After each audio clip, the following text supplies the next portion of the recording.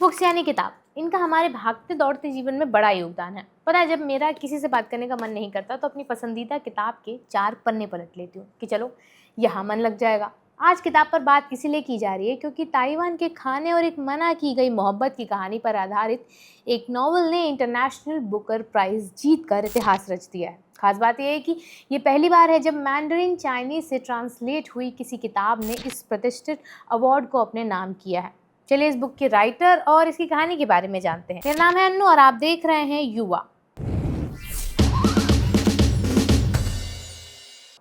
Taiwan की famous author यांग शुआंग जी और उनकी ट्रांसलेटर लिंग किंग को अपनी किताब ताइवान ट्रैवलॉग के लिए इंटरनेशनल बुकर प्राइज से सम्मानित किया गया है।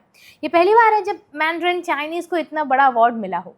इस किताब की कहानी ताइवान के खाने और 2 महिलाओं के प्यार पर बेस्ड है। पहली बात तो ये कि ताइवान ट्रैवलॉग कोई सीधी सादी नॉवल नहीं है, ये लिटरली एक लेयर्ड एक्सपीरियंस है। किताब को इतने यूनिक तरीके से लिखा गया है कि पढ़ते पढ़ते लगता है कि जैसे आप किसी स्टोरी के साथ साथ उसके पीछे छुपी पूरी दुनिया भी एक्सप्लोर कर रहे हैं। इसमें स्कॉलरली फॉरवर्ड है, यानी किसी एक्सपर्ट या स्कॉलर का लिखा इंट्रो जो किताब को एक अलग डेप्थ देता है। फिर आते हैं आफ्टरवर्ड्स, जो स्टोरी खत्म होने के बाद भी रीडर को सोचने पर मजबूर छोड़ते हैं। सबसे मज़ेदार है इसके फिक्शनल फुटनोट्स।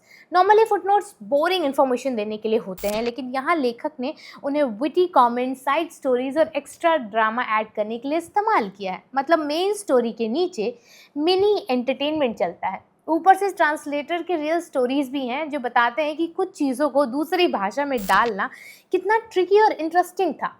सीधे शब्दों में कहें तो ये किताब सिर्फ पढ़ी नहीं जाती, डिकोड की जाती है। कहानी हमें 1938 के ताइवान में ले जाती है, जब वहां जापान का कब्जा था। इसी दौर में जापानी लेखिका यांग शुआंग जी की बनाई दुनिया में एंट्री होती है आयोयामा जियोकी की, जो सरकारी काम से ताइवान आती है, लेकिन उसे फाइलों और औपचारिकताओं से ज़्यादा दिलचस्पी ताइवान की गलियों, वहाँ के खाने और लोकल कल्चर में होने लगती है। इसी सफ़र में उसकी मुलाकात ची ज़ुरू नाम की ताइवानी महिला से होती है।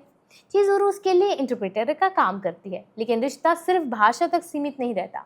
वो ची ज़ुको को एक नए स्वाद, नई जगह और नई दुनिया से मिलवाती भी है। धीरे धीरे ची ज़ुको को एहसास होता है कि वो ची ज़ुरू से प्यार करने लगी है। हालात यहाँ तक पहुँच जाते हैं कि वो ची ज़ुरू से अपनी सगाई तोड़ने की बात तक कह देती है। लेकिन कहानी का सबसे दिलचस्प हिस्सा यही है कि चिज़ोरू कभी पूरी तरह खुलकर सामने नहीं आती। वो हमेशा एक इमोशनल डिस्टेंस बनाए रखती है। क्या वो भी चिज़ोरू से प्यार करती है, या फिर ये रिश्ता सिर्फ एक खूबसूरत लेकिन अधूरी चाहत बनकर रह जाएगा? यही सवाल पूरी कहानी को इमोशनली ग्रिपिंग बना देता है। इस किताब की सबसे बड़ी खासियत ये है कि ये सिर्फ लव स्टोरी नहीं है, ये कॉलोनियल हिस्ट्री, आइडेंटिटी, लैंग्वेज और फूड कल्चर को भी बेहद सिनेमैटिक तरीके से एक्सप्लोर करती है। शायद यही वजह है कि इसका इंग्लिश ट्रांसलेशन आते ही दुनिया भर में चर्चा शुरू हो गई थी। ये ताइवान ट्रैवलॉग की राइटर यांग शुआंग की पहली किताब है जिसका इंग्लिश ट्रांसलेशन हुआ है, और इसी के साथ ये इतिहास भी बन गया है। ये पहली मैंडरिन चाइनीज़ लैंग्वेज की किताब है जिसने इंटरनेशनल बुकर प्राइज़ जीता, ये हमने आपको बताया। मज़ेदार बात यह है कि लगातार दूसरे साल independent publisher and other stories की किताब ने ये बड़ा अवार्ड अपने नाम किया है। 2025 में भी इसी पब्लिशर की किताब हर्ट लैम ने बुकर प्राइज़ जीता था। इस साल इंटरनेशनल बुकर प्राइज़ 2026 का ऐलान 19 मई 2026 को किया गया था। हर साल ये प्रतिष्ठित अवार्ड दुनिया की किसी एक बेहतरीन ट्रांसलेटेड किताब को दिया जाता है। जीतने वाली किताब को 50,000 पाउंड यानी करीब 60 से 65 लाख रुपए का प्राइज मनी मिलता है। इस बार ये सम्मान यांग शुआंग जी को मिल गया है उनकी किताब के लिए। तो अगर आप ट्रैवलॉग जैसी किताब में दिलचस्पी रखते हैं तो इस किताब को आप ज़रूर पढ़िएगा। वीडियो फिलहाल यहीं तक है, और ऐसी ही अपडेट्स के लिए देखते रहिए युवा।